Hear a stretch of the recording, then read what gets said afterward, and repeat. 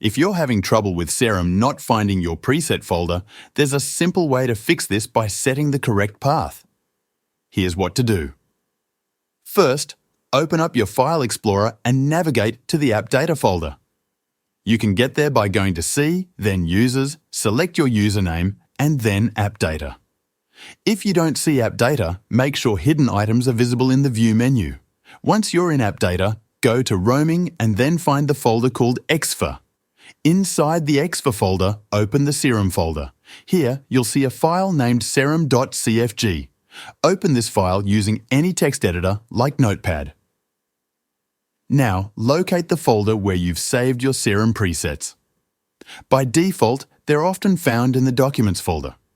Once you've found the correct folder, right-click on it and select Copy as Path. This will copy the folder path to your clipboard. Go back to the serum.cfg file.